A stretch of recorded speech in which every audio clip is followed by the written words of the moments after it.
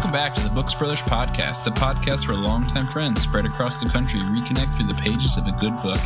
Each week we dive into what we are reading, sharing our thoughts and perspectives, all while enjoying a few laughs along the way. Ha ha ha. Whether you're a big reader or just enjoy listening to the discussion, join us as we explore interesting topics, narratives, and connect each week. I'm Adam. I'm Garrett. I'm Rob. I'm Matt. I'm Fuzz. I'm Thomas. With 2025 here, do you need a little extra accountability this new year? Say you've made the same New Year's resolution for the past 5 years and still can't seem to buckle down. Well, look no further. Now introducing the Shame Troll. This little troll doll isn't for the sensitive. This is for those that want that hard truth. The troll doll is manufactured and programmed to detect foods that are put on a do not eat list. Say you want to stay away from Twinkies. Program that into your shame troll, and sure enough, the next time you open a Twinkie, it'll pester you with comments like, "Are you sure you want to eat that? Come on, you bum, throw it away." And "You are what you eat, you Twinkie." With all that shame, you'll surely put that Twinkie down. 2025, let's kick some butt and stay off the Twinkies with Shame Troll. Nice. That's good. I like it. We are currently reading through Endurance, the true story of Shackleton's incredible voyage to the Antarctic by Alfred Lansing. This week we read and are discussing Book 6. Let's get into a summary. So we last left off with the majority of the crew, 22 men, left on Elephant Island, awaiting the return of a rescue boat. This section tells the story of the small group of men that left on the James Caird, including most notably Captain Ernest Shackleton and navigator Frank Worsley, who left for South Georgia Island. They were beginning a journey from Elephant Island, with the hopeful destination being the small whaling port of South Georgia Island, a distance of 870 miles.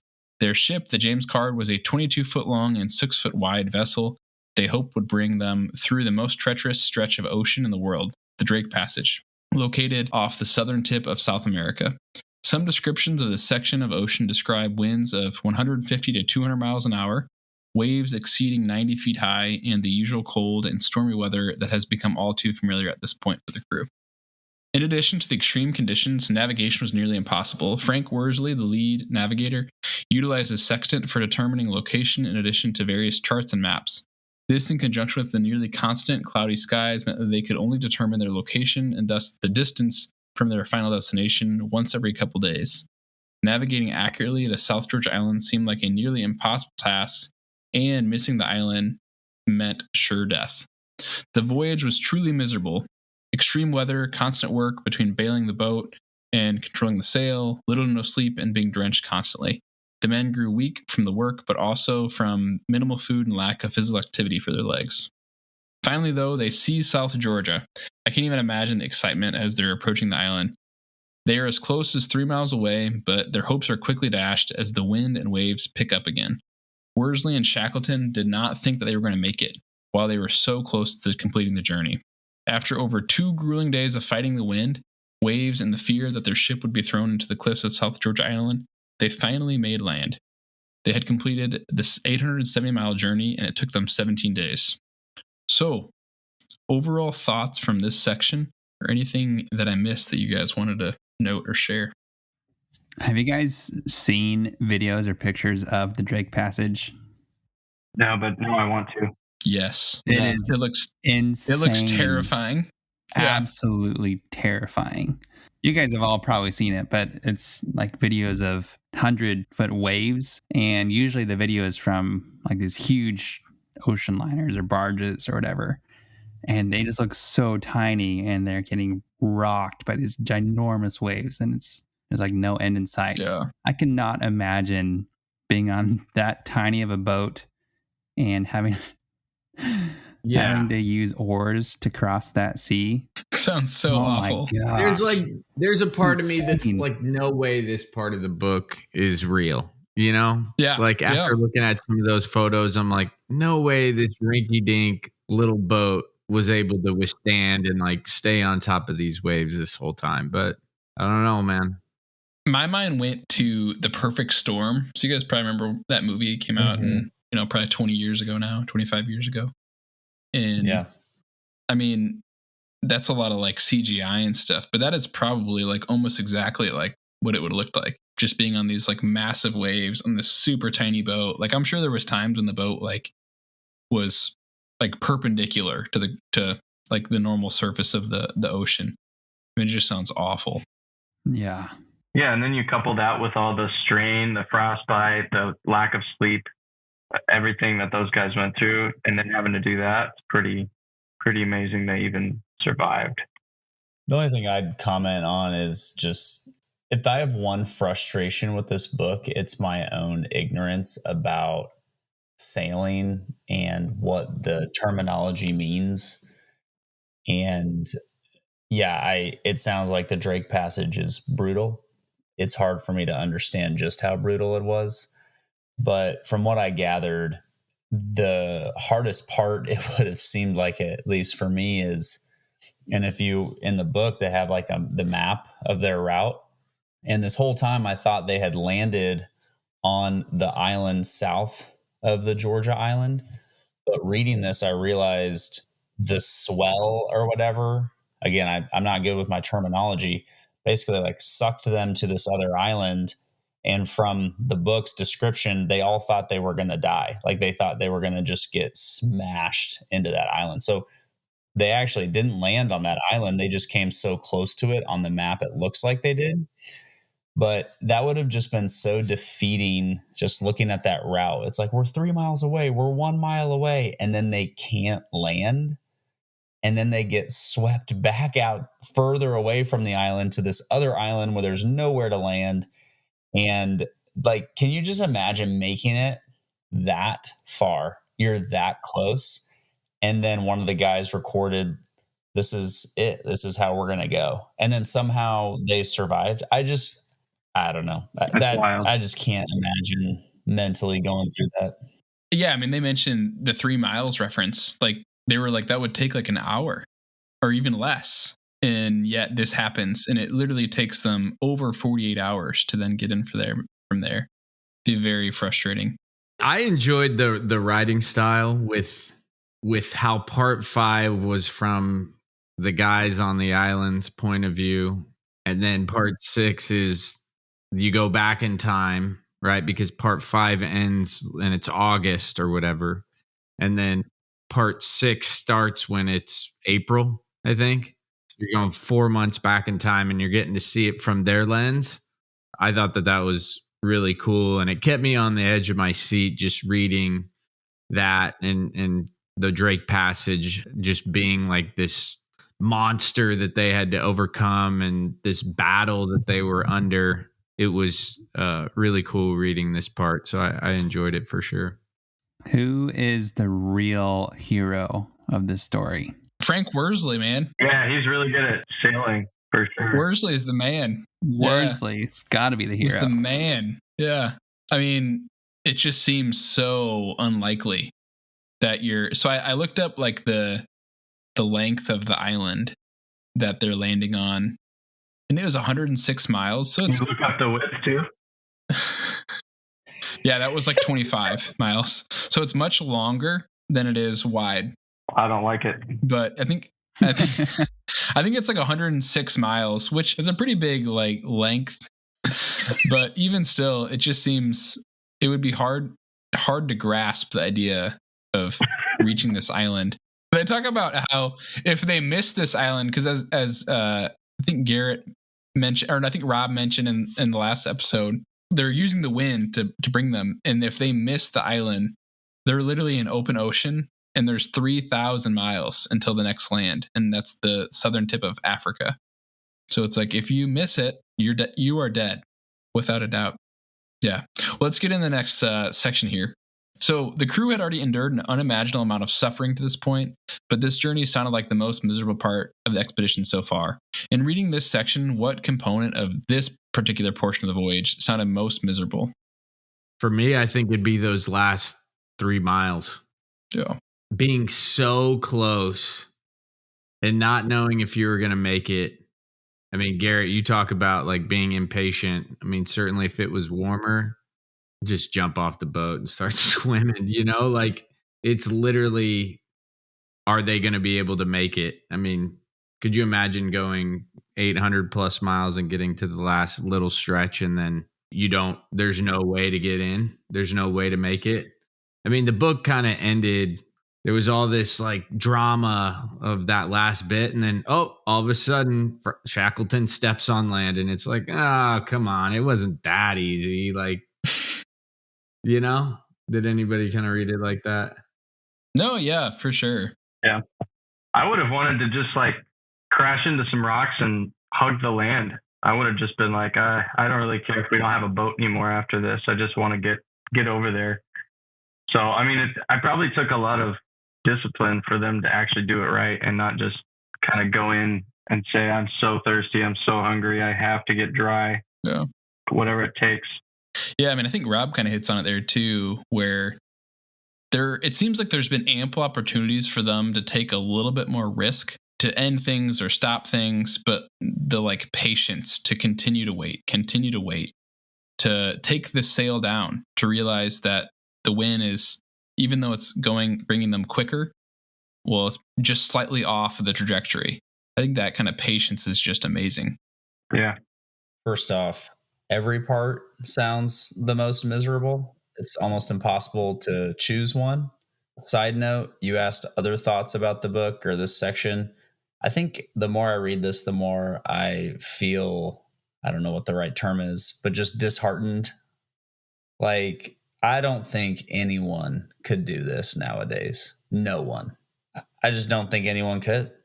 And I was going to say the most miserable part would have been being surrounded by water and about to die of thirst. But then I'm also like, no, I think being perpetually soaked in freezing water, that'd be the worst. I just can't pick one. I think being thirsty, working for a drinkware company, being thirsty sounds rough. But then being surrounded by water everywhere you look. You can throw a plug in, Garrett. Go ahead for it. It sounds like you want to. Shout out to Simple Modern. Shout out to the new company we just launched, drinktrevi.com. Hydration should never be boring. So I'll stick with the water, but honestly, all of them. All of the above. For sure. So on this note, for you guys, when in your life have you been most physically uncomfortable? Man, there was a time when I had to sleep on the floor for like 3 days when I was moving. That was pretty rough. But see how like pathetic that sounds in comparison? The Snizzle crib was pretty uncomfortable, I'm not going to lie. First world problem, right? You espoused that. This last, on the retreat. Yeah, on our retreat, the Snizzle crib, aka the best tent, was pretty uncomfortable.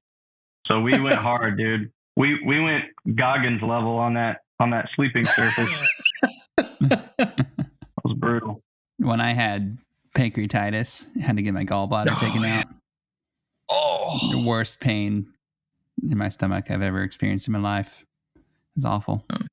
I would actually say one of the days when I was working for FedEx where it was like 102 and like 100% humidity outside and no AC in the truck, I had to go home at like 1 p.m. that day because I felt like I was about to die. That was pretty brutal. Yeah. Shout out to the FedEx. Yeah. Shout out. Yeah, work for them. Working conditions. Good times. It really built me into the man I am today. shout out to all our current and former employers. except for Zynex, they can suck an egg. I actually have a pretty decent story. It's not 574 days at sea, but when I studied abroad in China, we were trying to travel from Qingdao to Xi'an, where the terracotta warriors are and the start of the Silk Road is. And it was during China's week-long equivalent of our July 4th. We have one Independence Day. They have like a full week. And basically we did not reserve train tickets the day that they opened. Like they released tickets a week in advance and we got confused. and they were sold out when we went to buy them. And we were college students, didn't want to pay an airfare ticket. And we did the next thing, which was buy a bus ticket.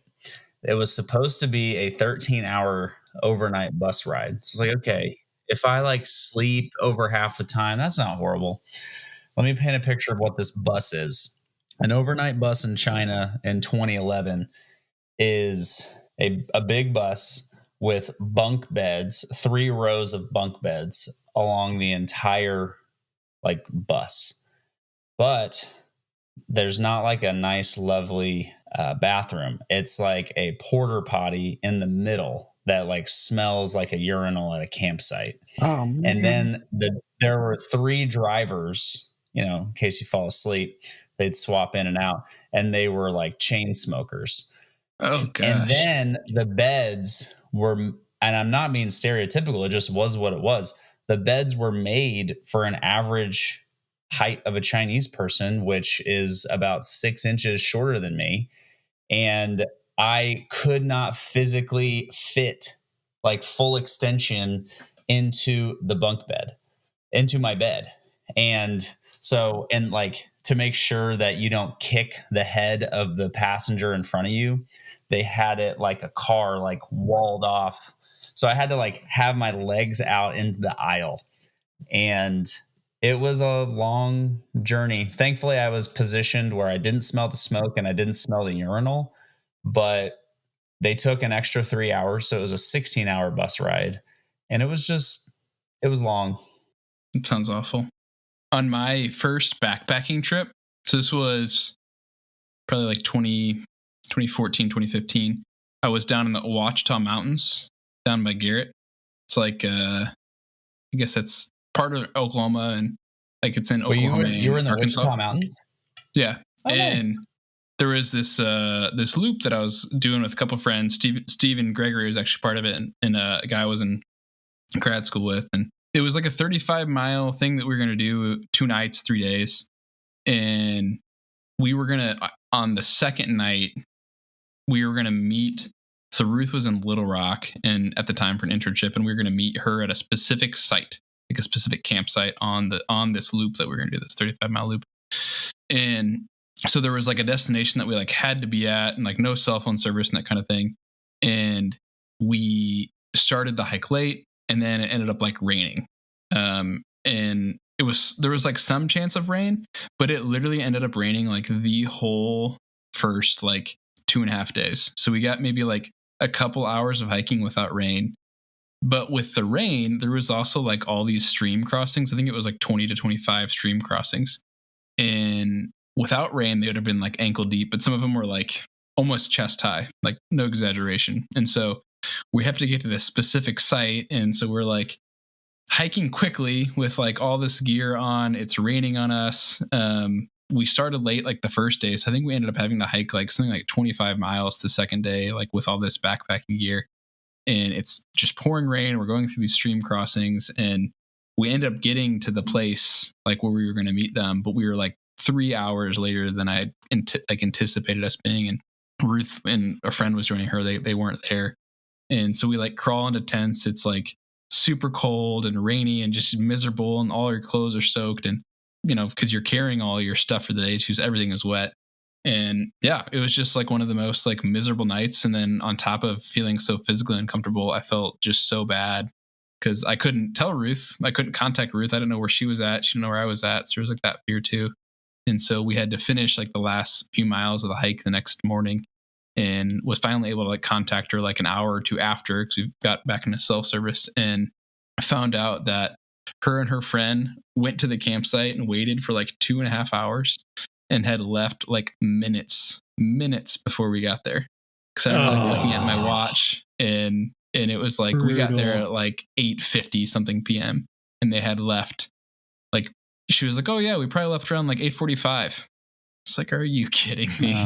But definitely was a fun story to tell. But I think all of us can relate with those sort of things, or travel the most, because air travel is just so uncomfortable these days unless you want to spend a crazy amount of money. You medical dudes know what a pilot needle abscess is?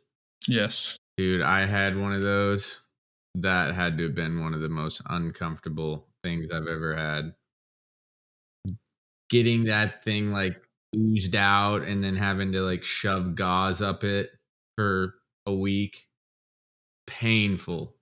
I don't even want to know. Painful. Dude, that lower back pain I had after that deadlift injury in 2016 was like laying on your bed. You're just like 1, 2, 3. Oh, shit. Was that after you were trying to break your 700-pound? Oh, no. Did you decide to finally go for 705 and just couldn't do it? No comment. Luigi Mangione, shout out. The poll that we did yesterday, 86% of people said being a provider and emotionally stable was more masculine than deadlifting 700 pounds, doing car maintenance, and chest hair. Stehlin, I feel like you already know this, but chest hair did get 2 votes, one of which was Ruth, Yep. and the other was Gus Skibby. Yeah, for sure. Ruth. So Ruth actually did that. It wasn't me, and I was like, "Why would you like? Why is that more? Is that more manly?" And she's like, "Women physically can't grow chest hair, but they can provide and be emotionally stable." Like, She has a that's point. fair. Some women could deadlift 700 pounds. I know, but they can't grow chest hair though in the same. Okay. But yeah, they can do the other one. They can do car maintenance. It depends on. There's a lot of things going on growing around there. You never know. So, Rob kind of mentioned this a little bit already, but when they finally saw land, Shackleton was quoted as simply saying, "We've done it."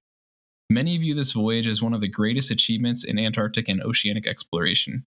I can even imagine the feeling when seeing the island and then landing on the shore. What thoughts did you have when reading that they had made it safely? And then, what do you feel like your comparison is like? What is your greatest achievement? Man, why you got to ask me that question? That's too hard. Let's start with the simple one. So, what was your thought as you read that they had reached land?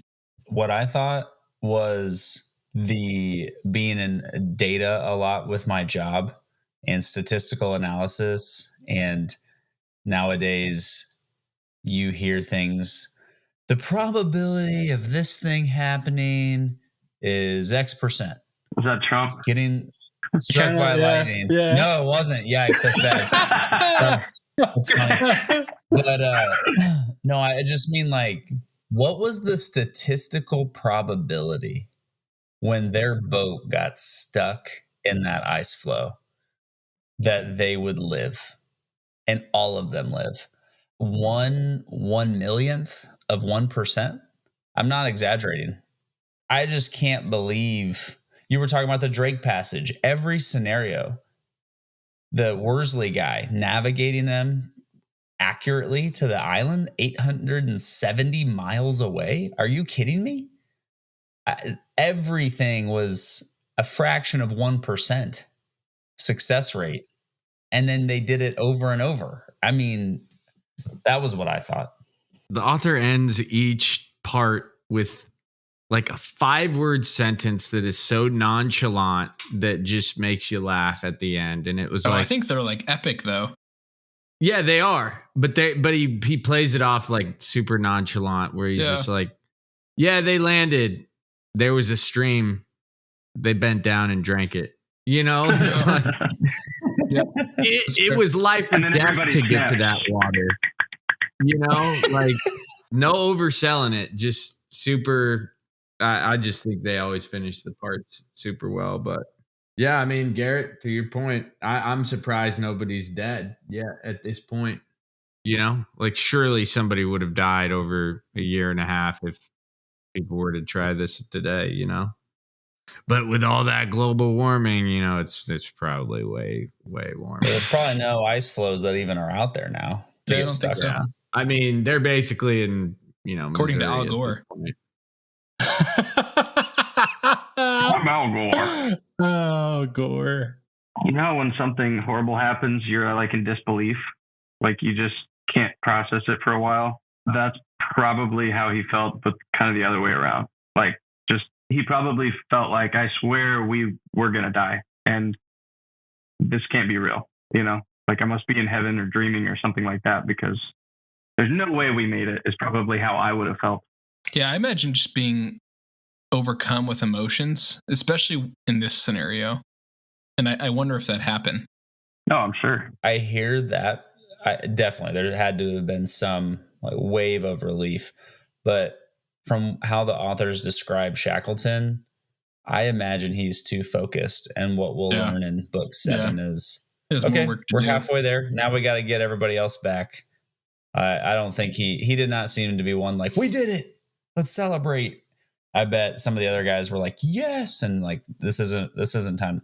Because again, based on that map, it looks like they had to then like hike over the island to get to the other side. I just can't wait to read this next part.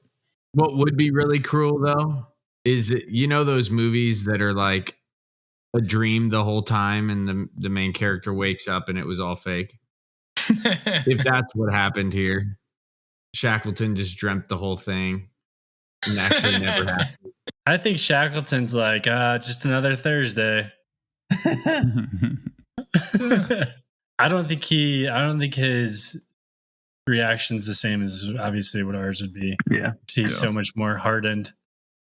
Which one of us would be the best at surviving this whole voyage, though? Not me.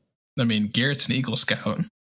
Probably Garrett. True. Yeah. Totally. Yeah. You have the most chest hair, I was thinking Stehlin. All the long distance, like The cold, though, man. The cold. I feel like Fles is pretty cut out for the cold after all of his ice baths.